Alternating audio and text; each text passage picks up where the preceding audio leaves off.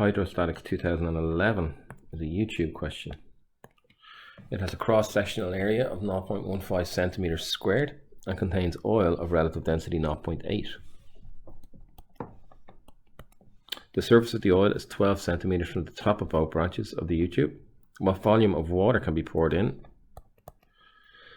to one of the branches before the oil overflows in the other branch? And there was no diagram given. So let's have a look at a little diagram here. Here's my U-tube. So there's oil 12 centimeters from the top of each. So there's oil there and there. So this is oil. So if we imagine that this oil has to go up 12, let's say we pour it in this side. This oil on this side has to go up 12 before it gets to the top. So this oil on this side would have to go down 12 and up 12. So now if we do a new diagram, we're pouring water into the left. So there is going to be 24 centimeters of oil. Imagine from here to here, the oil is going to be in here. It's going to be 24 centimeters. And we're going to have water, let's say, when we take our cross-sectional area, we take it across to the bottom of the oil.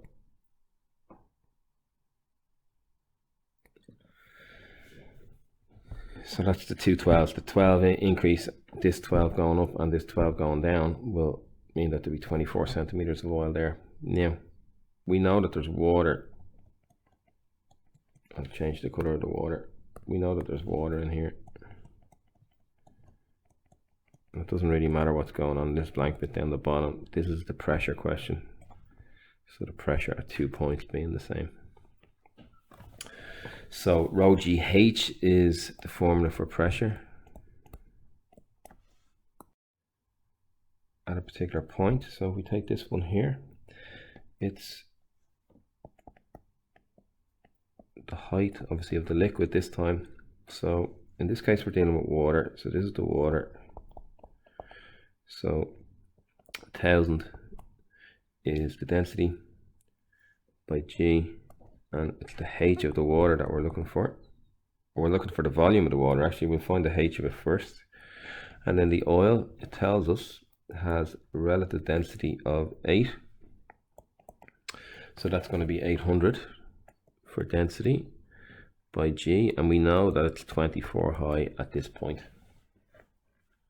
So if we cancel our G's, H is going to be equal to 800 by 24 divided by 1000. So 800 by 24 divided by 1000 is going to be equal to 19.2 centimeters. I probably should have written 0.24 to give 0.192 in meters terms, but we know what we're doing here. 19.2 centimeters. So that's the height. So the height by the area is going to give us the volume.